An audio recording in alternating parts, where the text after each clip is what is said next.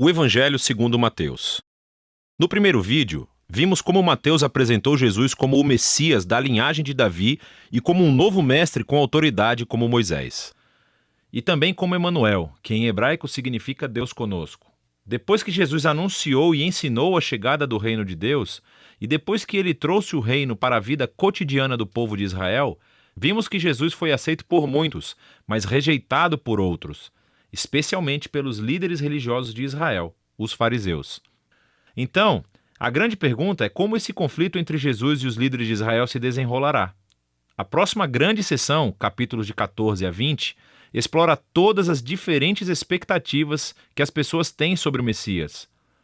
Então Jesus continua curando pessoas enfermas e 2 vezes ele até milagrosamente fornece comida para as multidões no deserto. Uma é composta de judeus e a outra é uma multidão não judia. E esse sinal é muito semelhante àquilo que Moisés fez por Israel no deserto. E assim todas essas pessoas estão empolgadas com Jesus. Eles acham que ele é o grande profeta e o Messias, mas não os líderes religiosos. A visão que eles têm do Messias é baseada nas passagens que encontramos em Salmos 2 ou Daniel capítulo 2, sobre um Messias vitorioso que libertará Israel e derrotará os opressores pagãos. E do ponto de vista deles, Jesus é um falso mestre. Ele está blasfemando sobre quem ele é. E então, há histórias aqui sobre eles aumentando sua oposição, tramando um plano para matá-lo.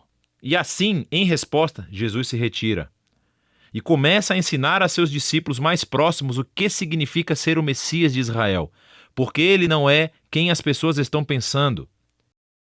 Então Jesus pergunta a seus discípulos no capítulo 16, quem vocês acham que eu sou? E Pedro dá a resposta certa aparentemente. Ele diz, bem, você é o Messias, o Filho do Deus vivo. Contudo, fica claro que Pedro está pensando em um rei que reinará vitoriosamente através do poder militar. E Jesus desafia Pedro dizendo, sim, eu me tornarei rei, mas de uma maneira diferente. E assim Jesus começa a ensinar sobre os temas do profeta Isaías, que disse que o rei messiânico sofreria e morreria pelos pecados do seu próprio povo. E assim Jesus estava se posicionando como um rei messiânico, que reina se tornando um servo e que daria a sua vida por Israel e pelas nações.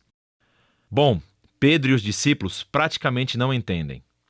E assim Jesus entra no 4º bloco de ensinamentos, seguido por uma série de ensinamentos depois disso.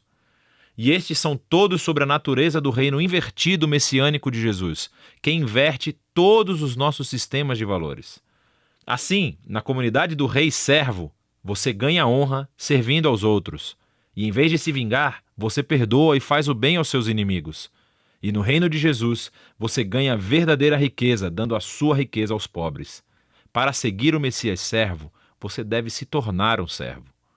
Na próxima sessão, vemos os 2 reinos entrarem em conflito, o reino de Jesus e o do líder de Israel. Jesus vem a Jerusalém para a Páscoa, cavalgando em um jumento, e as multidões o saúdam como Messias.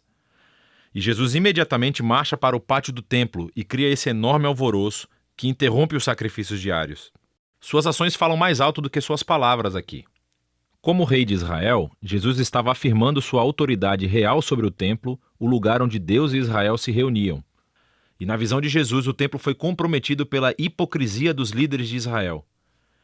E aqui ele está desafiando a autoridade deles e, naturalmente, eles estão profundamente ofendidos.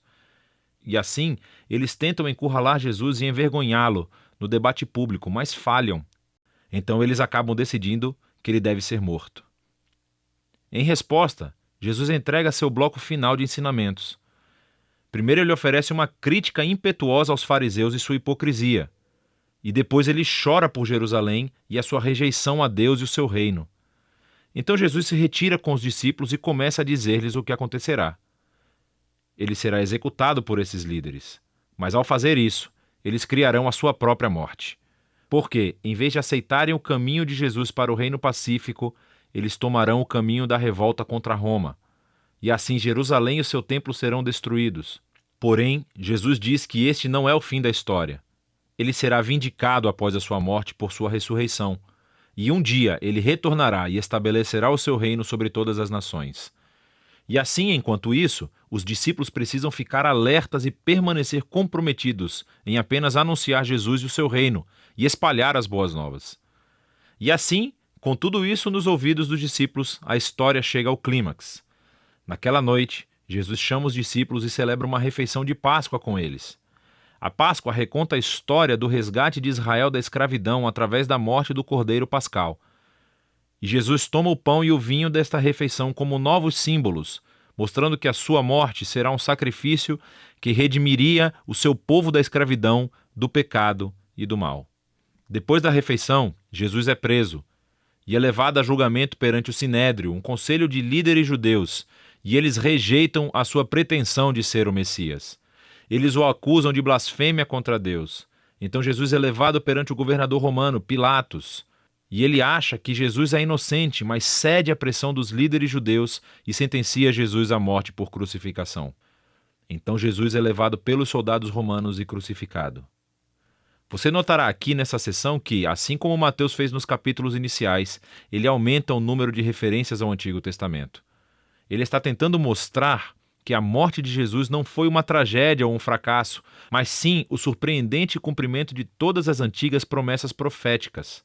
Jesus veio como o Messias servo mencionado por Isaías. Ele foi rejeitado pelo seu próprio povo, mas em vez de julgá-los, ele foi julgado em seu lugar, suportando as consequências dos seus pecados.